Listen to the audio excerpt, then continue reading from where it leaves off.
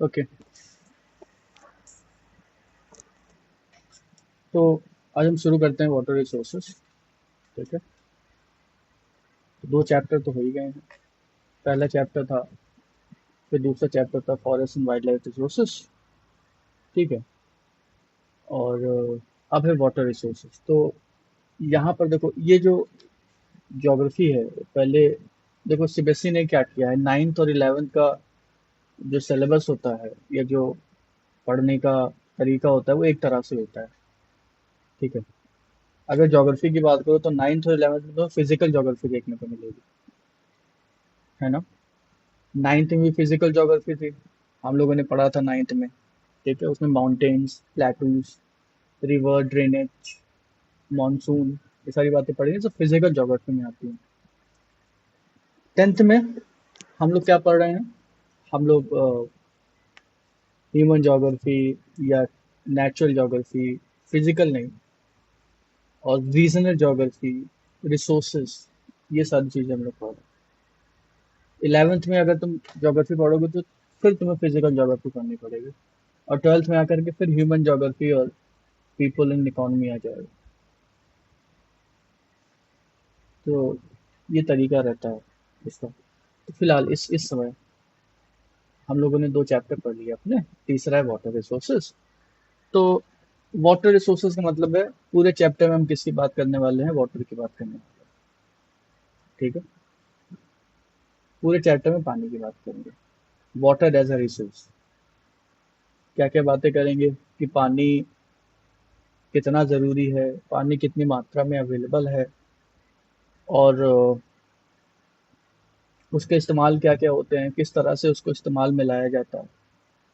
उसमें हम लोग पढ़ेंगे मल्टीपर्पज़ रिवर प्रोजेक्ट्स और इंटीग्रेटेड वाटर मैनेजमेंट।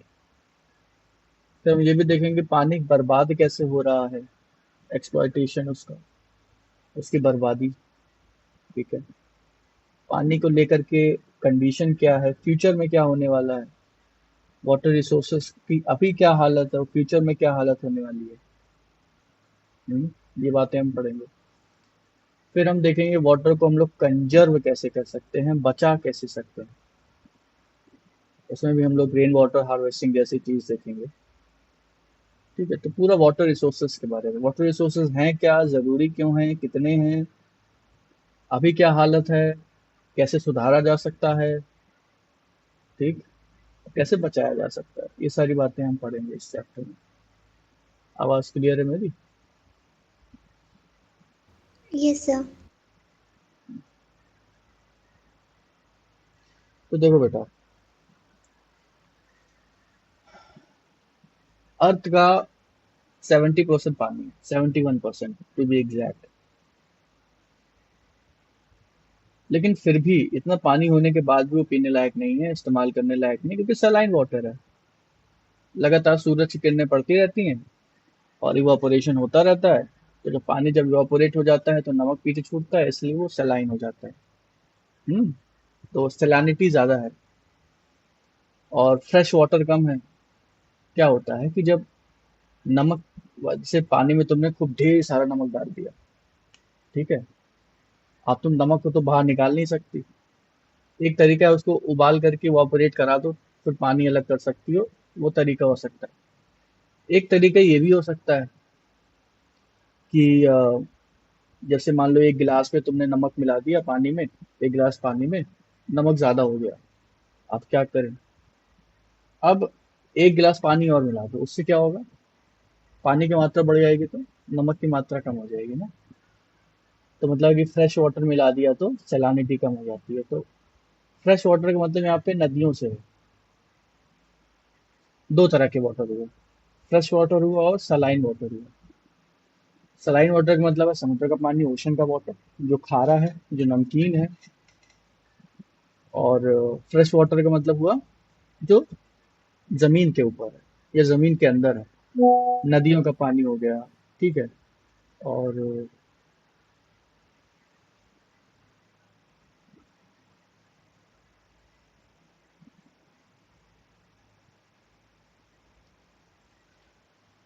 नदियों का पानी हो गया, साथ ही साथ ग्राउंड वाटर हो गया, जो एटमॉस्फेयर में वाटर है, एटमॉस्फेयर में वाटर कैसे है, हवा में कैसे है, वाटर वेपर।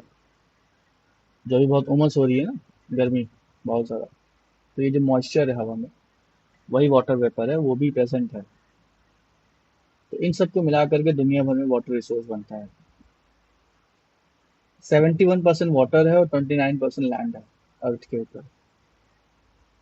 यानी पूरी अर्थ की बात करोगे तो 71% पानी मिलेगा तुमको और 29% लैंड मिलेगा तुमको। हम्म। और उस 71 का भी अगर फर्दर डिवीजन करें तो उसमें से 97%, मतलब जितना भी पानी है, जितने भी पानी की हम बात कर रहे हैं, उसमें से 97% पानी कहाँ है? समुद्र में। मतलब 100 लीटर पानी अगर दुनिया भर में है तो उसमें 97 लीटर, 97 लीटर पानी किसमें है? ओशन में। ठीक है। बाकी जो बचा फ्रेश वाटर है, जो पीने और इस्तेमाल करने के लायक है, वो केवल 3% है। और उस 3% में भी बेटा, जो 2% है, वो ऐसा है जो हम इस्तेमाल कर ही नहीं सकते। वो पता है कहाँ है? वो ग्लेशियर में है पानी। जो अंटार्कटिका और आर्कटिका जो ग्लेशियर है ना, उनमें भरा हुआ है पानी, 2%। यानी बाकी जो 1% बचा है वही हम इस्तेमाल करते हैं। मतलब 100 लीटर में से इंसान इस्तेमाल सिर्फ 1 लीटर करता है। अगर 100 लीटर पृथ्वी पे पानी है तो उस 100 लीटर में से हर 100 लीटर पे 1 लीटर ही पानी हम इस्तेमाल करते हैं। तो सोचो इस्तेमाल करने के लिए हमारे पास कितना कम पानी ऑलरेडी है। बहुत कम है ना?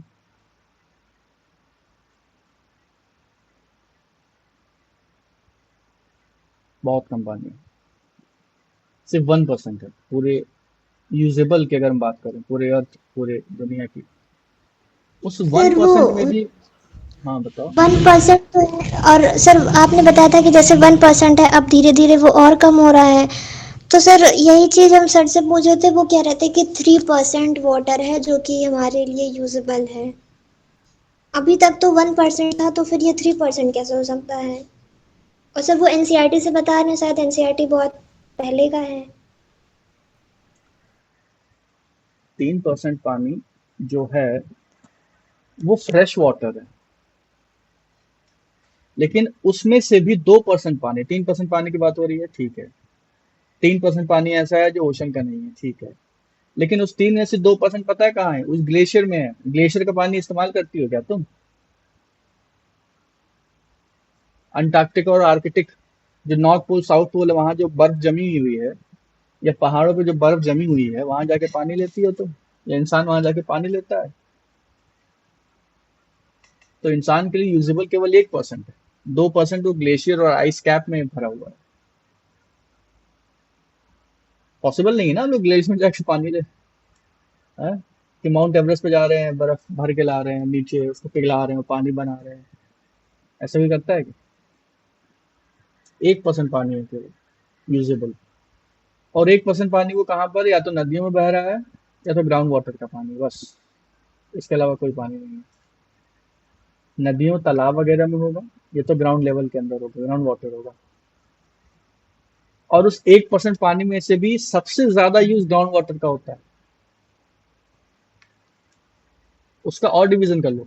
1% बचा, 1% का भी आधा आधा कर लो। आधा मान लो लेक है लगभग, लेक और रिवर, और आधा मान लो ग्राउंड वाटर है। अब उस 1% में से भी 0.5% ग्राउंड वाटर हम लोग इस्तेमाल करते हैं। नदी का पानी थोड़ी ना कोई इस्तेमाल करता है। पहले हुआ करता रहा होगा। अब नदियां इतनी साफ हैं, नदी का पानी पीती हो तो।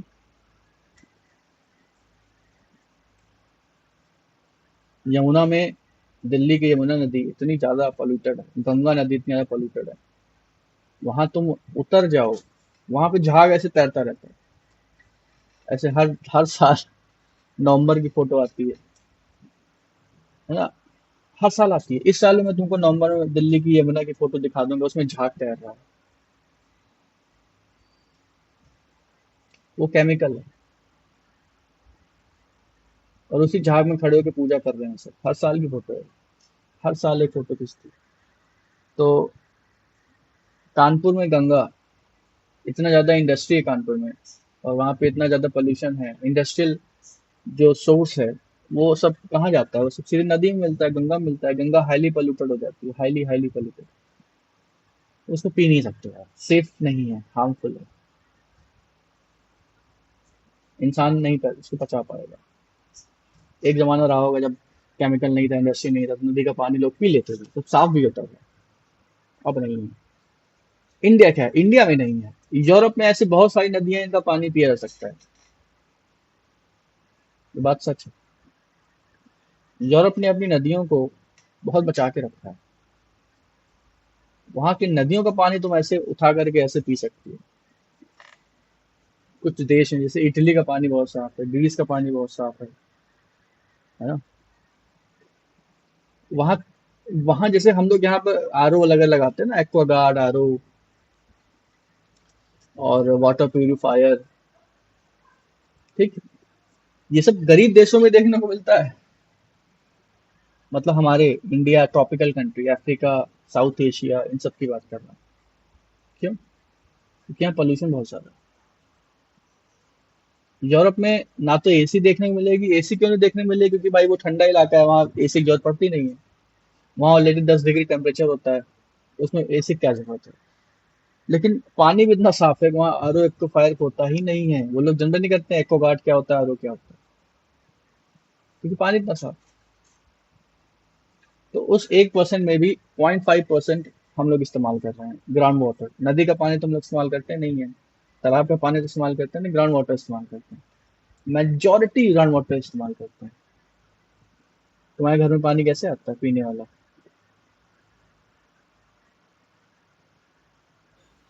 सर नल से या तो फिर समरसेबल लगाया। ग्राउंड वाटर है बेटा।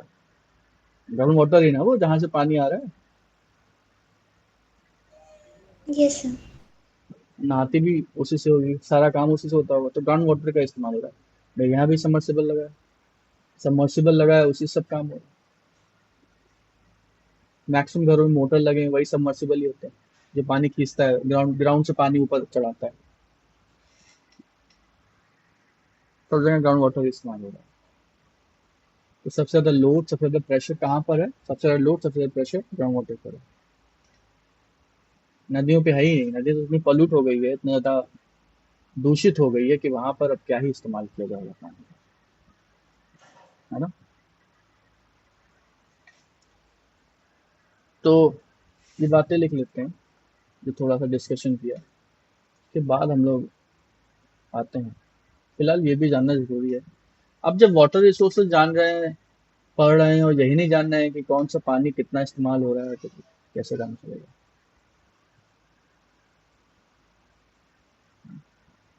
स्क्रीन दिख रही है? Yes sir. बढ़िया।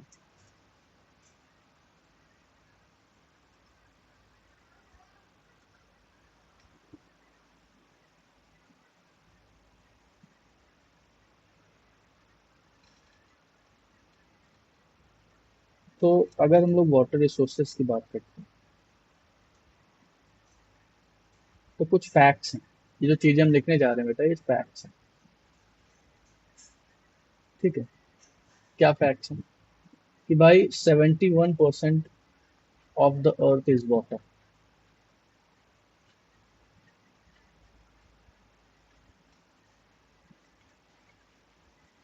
कहा जाता है कि water water everywhere, not a drop drink. सब जगह पानी है, लेकिन पीने को है ही नहीं। क्यों? क्योंकि पानी पीने लायक है ही नहीं। नदी में नालों में बह गया, सड़क पे बह गया। बहुत लोग मोहल्ले में हैं मेरे, आपके भी मोहल्ले में होंगे, बहुत जगह होते हैं। वो क्या करते हैं, टंकी चलाई, भर गई टंकी, भूल गए, और टंकी से पानी बह जा रहा है।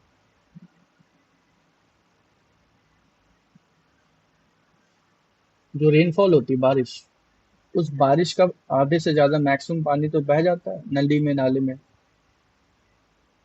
वो ग्राउंड वाटर बन ही नहीं पाता। इंडिया में है ही नहीं ऐसी टेक्निक्स, कंजर्वेशन की टेक्निक्स। मेरे घर में तो नहीं है, ना यूपी में, ना मैं कहीं देखता हूँ मेरे शहर में, ना मैं अयोध्या में कहीं देखा। अयोध्या में भी मैं रहा हूँ, वहां पे भी ऐसा रेन वाटर हार्वेस्टिंग जैसा कुछ नहीं होता, पानी बहता है बस।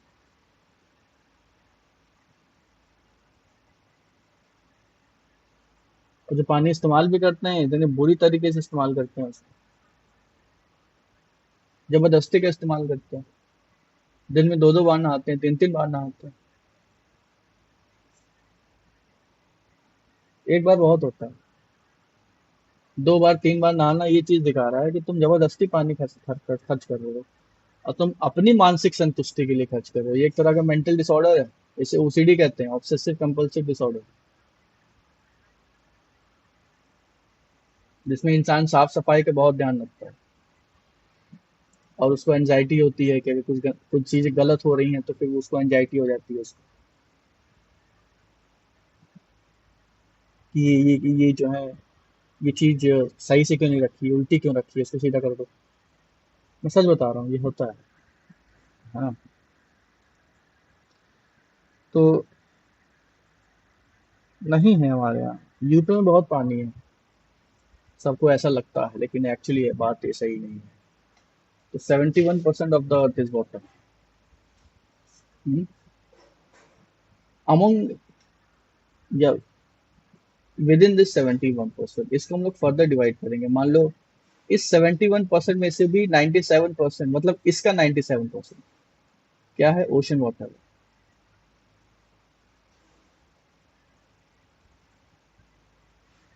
ठीक है, पीने लायक नहीं है, अनयूजेबल, यूज करने लायक नहीं है। क्यों? सलाइन है, सॉल्ट का कंटेंट बहुत ज्यादा है।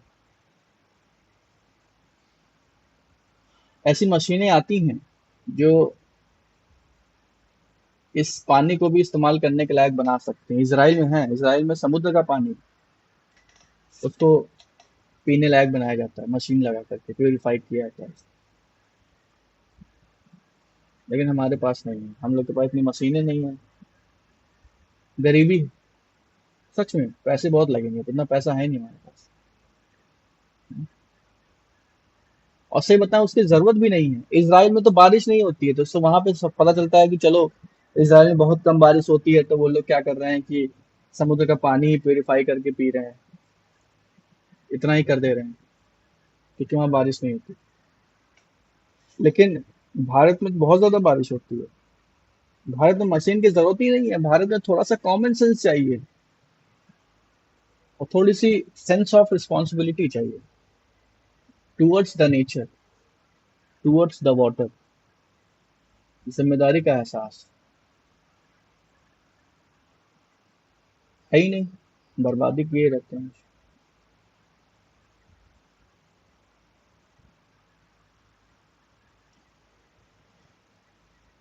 और बाकी के 3% में से लगभग 2%, ये अप्रोक्सीमेट फिगर है, एग्जैक्ट नहीं, लगभग, लगभग समझना, लगभग 2% पानी कहाँ पर है, आइस कैप। आइस कैप मतलब वही ग्लेशियर वगैरह, ग्लेशियर्स, माउंटेन्स, वहां सब है।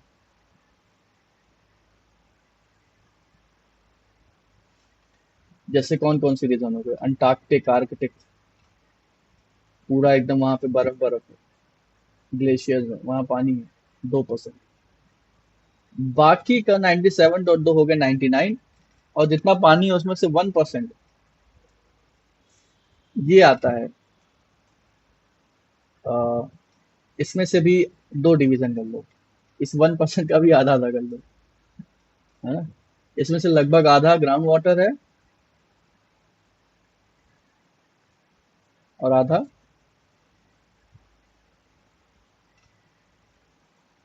रिवर और लेक वगैरह में।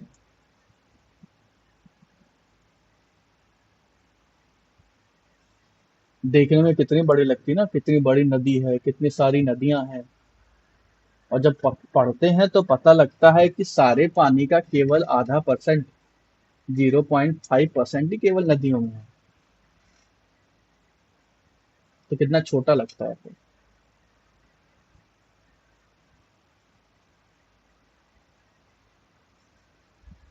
ये समझ में आ रहा है।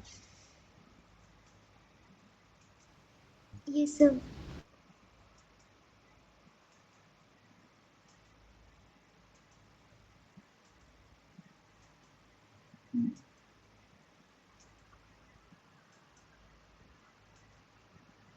अब एक टर्म आता है जिसपे सवाल भी पूछा जाता है। वो टर्म है कि व्हाट इज वाटर स्कार्सिटी, या वाटर स्कार्सिटी की बात है। वाटर स्कार्सिटी,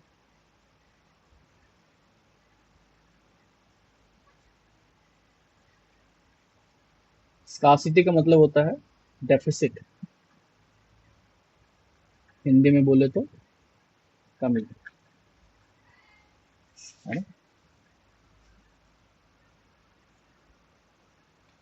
व्हेन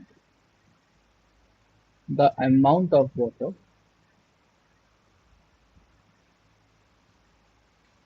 अमाउंट ना लिख के क्वांटिटी लिख लो। When the quantity of water, क्योंकि अमाउंट ना उसको इसके लिए लिखते हैं भारी, मतलब जैसे ग्रामेटिकली अमाउंट किसके लिए लिखेंगे, भारी चीजों के लिए। जैसे किलोग्राम में, अगर लीटर में है तो वो क्वांटिटी लिखा जाएगा उसको। When the quantity of water is less than what is required, जितनी जरूरत है उससे कम पानी है, then this condition is referred to as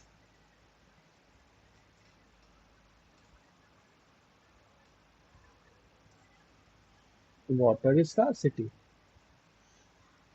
इसी परिस्थिति को, कि भैया जितना पानी चाहिए उतना है ही नहीं, क्या कहलाती है ये कंडीशन, वाटर स्कार्सिटी कहलाती है।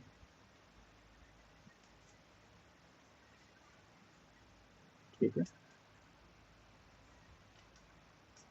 इट इज एस्टिमेटेड, ये अनुमान लगाया गया है, that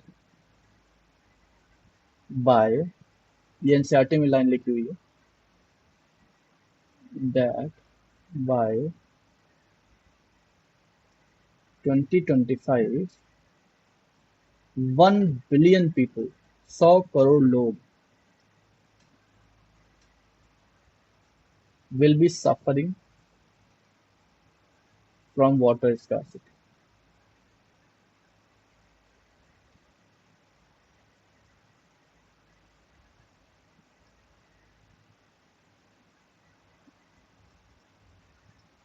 hmm,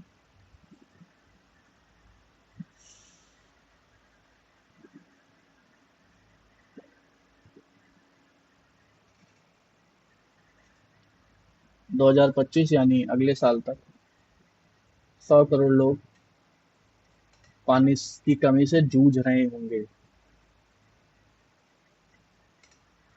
They will be suffering from water scarcity।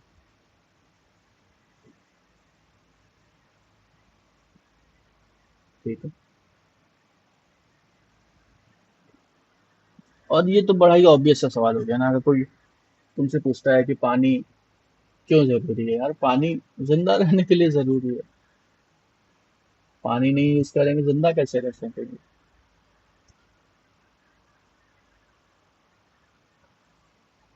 हमारी बॉडी 70% वाटर है, पता है तुमको। Yes sir. तो सोचो, 70% वाटर ही है हमारी बॉडी, तो पानी के बिना तो जिंदा नहीं रह सकते। खाना खाए बिना आप ज्यादा टाइम जिंदा रह सकते हो, 1 हफ्ता जिंदा रह सकते हो, 10 दिन जिंदा रह सकते हो। पानी पिए बिना आप 2-3 दिन जिंदा नहीं रह सकते, मुश्किल हो जाएगा, डिहाइड्रेट हो जाओगे।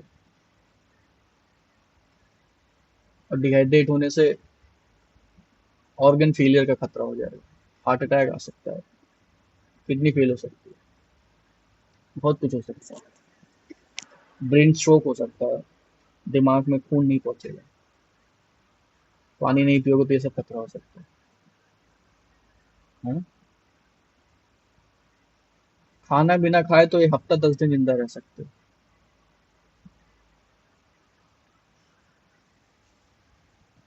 क्योंकि खाना नहीं खाओगे तो फिर बॉडी हमारे जो फैट है उससे एनर्जी लेना शुरू कर देगी। जो फैट होता है हमारी बॉडी में, जो मोटापा होता है, वो क्या होता है? वो चर्बी है। और वो एनर्जी का गोडाउन है। पता है, जैसे गोडाउन में हम लोग भर के रख देते हैं कि स्टॉक में रखा हुआ है, जब समय आएगा तो इस्तेमाल करेंगे, वैसे ही हमारा फैट जो होता है हमारा गोडाउन होता है। तो फैट बर्न कर करके बॉडी एनर्जी लेती रहती है। इसलिए जब खाना ना खाओ ना तो फिर आदमी पतला होने लगता है, क्योंकि उसका फैट जलने लगता है। क्योंकि बॉडी फैट जला जला के एनर्जी ले रही है, तुम उसे खाने से एनर्जी नहीं दे रहे हो तो वो फैट जला रही है। जब तक ऐसा चलता रहेगा तो तुम जिंदा रहोगे, लेकिन पानी के बिना ज्यादा लंबा नहीं रह सकते। तो ये बहुत ही ऑब्वियस सवाल है कि पानी क्यों जरूरी है। ये तो यार बच्चों का सवाल है ना। हाँ, हम ये जान सकते हैं कि स्कार्सिटी क्यों हो रही है, रीजंस फॉर स्कार्सिटी।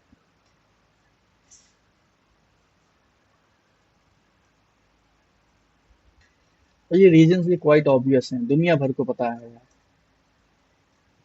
सब जानते हैं कि क्यों है पानी की कमी।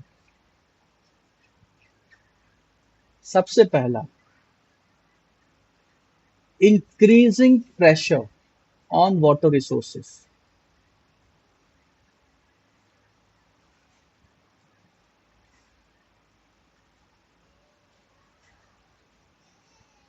Due to increasing population.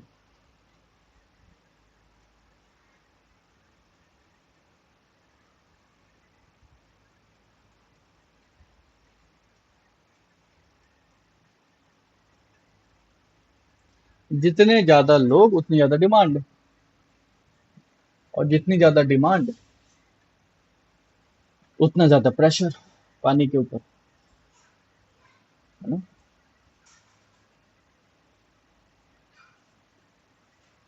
दूसरा है कि चलो हैं लोग, क्या कर सकते हैं, लोग पैदा हो गए हैं, पॉपुलेशन बढ़ गई है, लेकिन वो लोग इस्तेमाल भी कर रहे हैं ना, तो ओवर इस्तेमाल कर रहे हैं। इसे को हम लोग कहते हैं over exploitation of water resources. जितनी जरूरत नहीं उससे ज्यादा इस्तेमाल कर रहे हैं।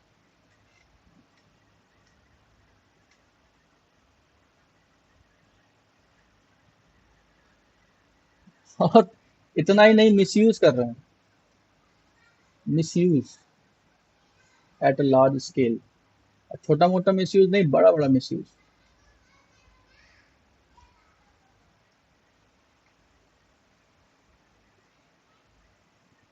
मिसयूज कैसे होता है, मैं बताता हूँ।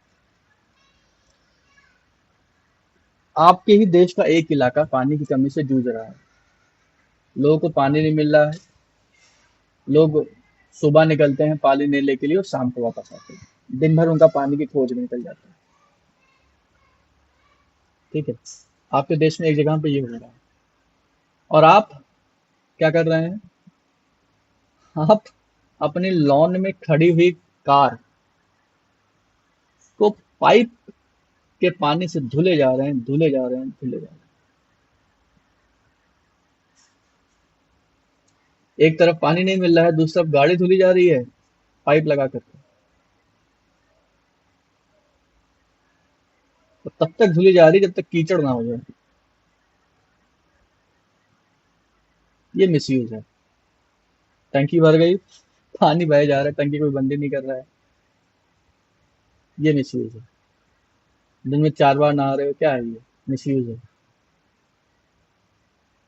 ओवर एक्सप्लॉइटेशन ज्यादातर इंडस्ट्री वगैरह में होता है। वहां पर क्या होता है कि पानी बहुत इस्तेमाल होता है। इंडस्ट्री सिर्फ पोल्यूशन ही नहीं करती है, इंडस्ट्री बहुत पानी खाती है। खेती के बाद अगर कहीं सबसे ज्यादा पानी लगता है तो इंडस्ट्री में। खेती में तो पानी लगता ही लगता है। उसके अलावा अगर कहीं पानी लगता है खेती के बाद सबसे ज्यादा, तो वो इंडस्ट्री में लगता है। फैक्ट्री में बहुत पानी चाहिए होता है, हर काम के लिए पानी चाहिए होता है, धुलाई के लिए पानी चाहिए होता है, इंजन्स के लिए पानी चाहिए होता है, और पावर जनरेट करने के लिए पानी चाहिए होता है।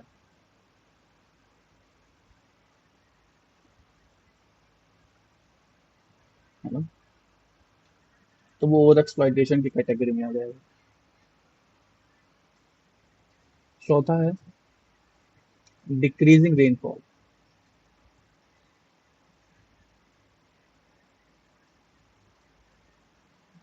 क्या रेनफॉल घट रही है? यस, बिल्कुल घट रही है। रेनफॉल अब कम होना शुरू हो गई है। मैं ये नहीं कह सकते कि आप कहोगे सर देखो ना पिछले साल तो कम हुई थी, इस साल ज्यादा हुई, या तुम कहो कि सर पिछले महीने तो कम हुई है, इस साल इस महीने ज्यादा हो रही है। तो मैं ऑन एन एवरेज बात कर रहा हूँ बच्चा। अगर तुम एवरेज उठाओगे पिछले 10 सालों का तो तुमको बारिश कम होती दिखेगी, है ना। ऑन एन एवरेज की बात कर रहा हूँ।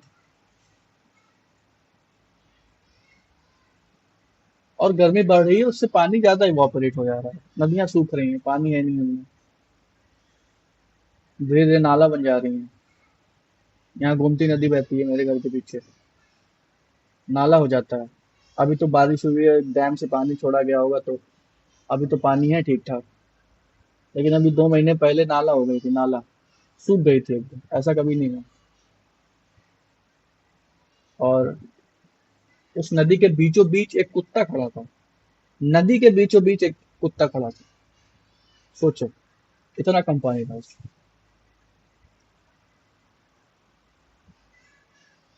ठीक है।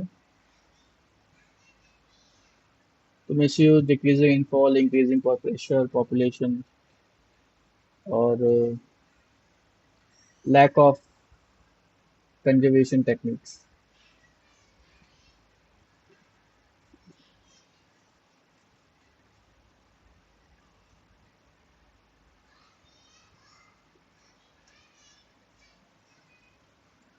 आवाज आ रही है मेरी काजल? ये सर।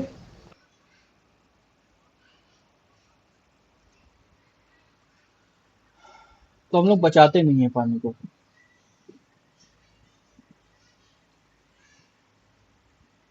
मैंने आज तक पर्सनली कभी किसी छत के ऊपर रेन वाटर हार्वेस्टिंग लगा हुआ देखा नहीं, कि जिसके छत में पानी रेन वाटर हार्वेस्टिंग हो रहा है। मैंने नहीं देखा आज तक पर्सनली, सही बताओ। मैं इतनी जगह गया हूँ, क्या क्या देखा होगा, बहुत सारे घर में गया हूँ, लेकिन किसी घर में मैंने ऐसा लगा नहीं देखा कि लोग बारिश का पानी बचा रहे हो। मेरे घर में खुद नहीं लगा।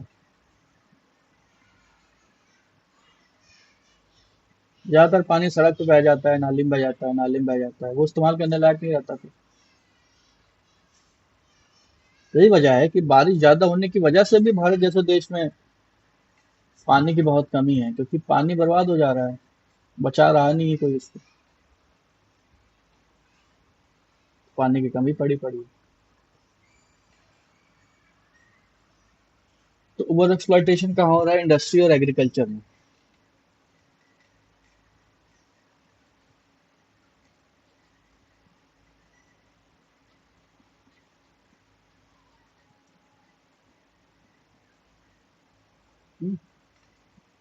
मिसयूज कहाँ हो रहा है? हाउस होल्ड लेवल पे मिसयूज हो रहा है, म्युनिसिपल लेवल पे मिसयूज हो रहा है। पानी ऐसे सड़क पे बहता रहता है, पाइप फट जाती है, कोई इसको ठीक करने नहीं आता है।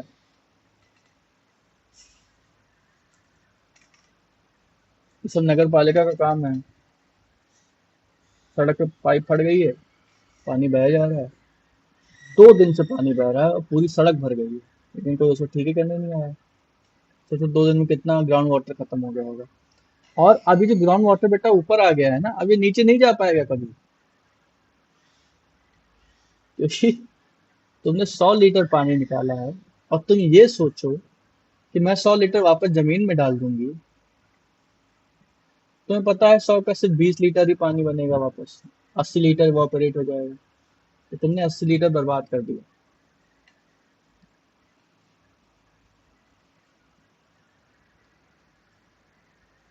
तो जो सड़कें बन रही हैं लगातार, और जो घर पक्के हो जा रहे हैं लगातार,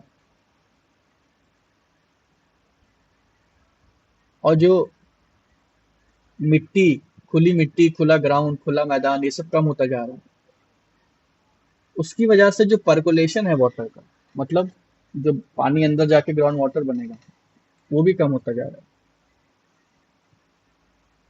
पर्कुलेशन मतलब वही, पानी धीरे धीरे अंदर जाता है ना, बूंद बूंद करके अंदर जाता है, वो भी कम होता जा रहा है क्योंकि लगातार सड़क बन रही है, सब कुछ पक्का हो जा रहा है, ग्राउंड बच नहीं रहे हैं, जहाँ ग्राउंड है वहां घर बना दिया जा रहा है, कहीं भी खाली जमीन दिख गया है बस मॉल खड़ा हो जाएगा वहां पे अगले दिन। ये हालत है।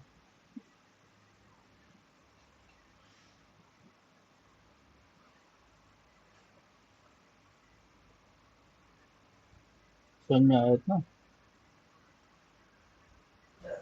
Yes sir.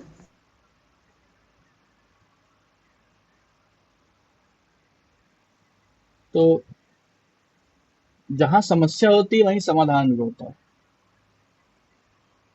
ठीक है, मैंने कहा जहां समस्या होती है वहीं समाधान भी होता है, समाधान कहीं और नहीं होता, समस्या पे ही, समस्या जहां है वहीं समाधान भी है। तो अगर समस्या है कि पॉपुलेशन बढ़ रही है तो भैया पॉपुलेशन घटाओ, वही समाधान है। अगर समस्या है कि कंजर्वेशन टेक्निक्स नहीं है तो सोल्यूशन क्या होगा, कंजर्वेशन टेक्निक्स बढ़ाओ, यही सोल्यूशन है। अगर समस्या है कि रेनफॉल घट रही है तो आप तो रेनफॉल नहीं बढ़ा सकते, लेकिन आप पेड़ पौधे लगा सकते हो जिससे रेनफॉल बढ़े। अगर मिसयूज हो रहा है तो उसको ढंग से, दिमाग लगा के, समझ से यूज करो, मिसयूज मत करो, यही समाधान है इसका।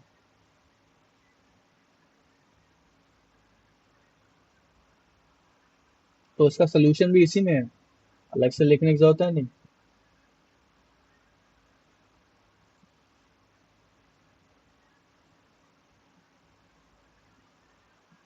तो वाटर रिसोर्सेज, वाटर स्कार्सिटी, कारण क्या है, कैसे बचाया जा सकता है, ये सारी चीजें हमने डिस्कस की।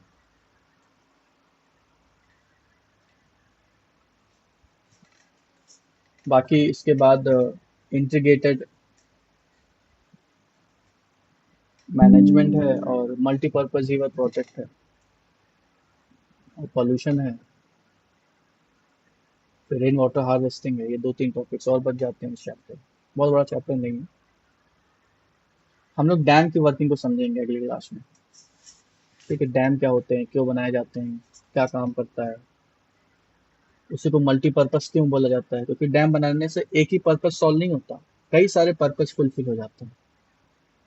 डैम पता है क्या, डैम बिजली पैदा करने के लिए बनाया जा सकता है, खेती करने के लिए बनाया जा सकता है, फ्लड रोकने के लिए भी बनाया जा सकता है। ठीक है, लेवल बढ़ाने के लिए भी बनाया जा सकता है, बहुत सारे काम हो सकते हैं डैम पे, इसलिए उसे मल्टीपर्पज कहा जाता है। एक तीर से कई निशाने, एक डैम से कई काम। ठीक है, समझ में आया तो?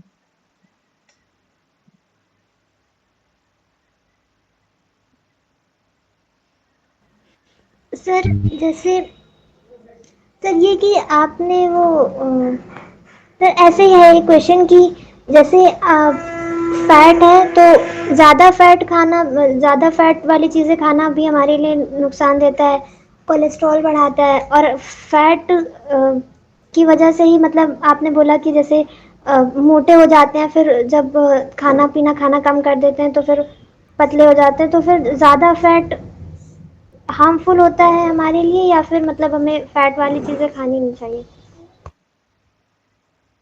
दोनों एक ही बात तो होगी ना बेटा, फैट वाली चीज खाने भी नहीं चाहिए, हार्मफुल भी होता है, दोनों सही है, दोनों एक ही बात है, दोनों नहीं होना चाहिए। तो वो तो लेकिन फिर भी बॉडी के लिए तो ज़रूरी होगा ना। बॉडी के लिए एक अमाउंट में जरूरी है, एक्सेस में जरूरी नहीं है। एक्सेस में क्या होने लगता है, एक्सेस में फिर प्रेशर पड़ने लगता है ऑर्गन्स के ऊपर। सर सबसे ज़्यादा जंक फूड में ही पाए जाते हैं क्या?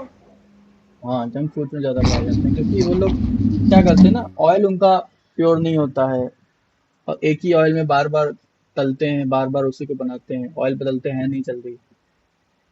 ठीक है, तो उससे जो होता है, कोलेस्ट्रॉल जो होता है उससे ज़्यादा हो जाता है खाने में, क्योंकि एक ही ऑयल बार बार यूज़ हो रहा है। ठीक है, और ऑयल भी ऐसा नहीं कि बहुत हेल्दी ऑयल है, खराब ही ऑयल है इसका, डालडा वालडा से बनाते हैं। और उसमें पानी का कम इस्तेमाल होता है। हम लोग घर में खाना बनाते हैं उसमें पानी खूब इस्तेमाल करते हैं, बाहर के खाने पानी वानी ज़्यादा इस्तेमाल नहीं होता है, मोमोज में बहुत कम पानी इस्तेमाल होता है, उसकी वजह से फैट बढ़ जाता है। ठीक है, जंक फूड और फ्रेंच फ्राई, फ्राई एकदम, फ्राई वगैरह ना हमारे हार्ट के लिए बहुत खराब है,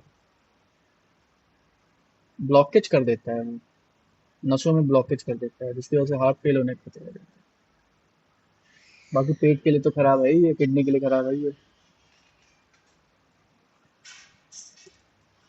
ठीक है।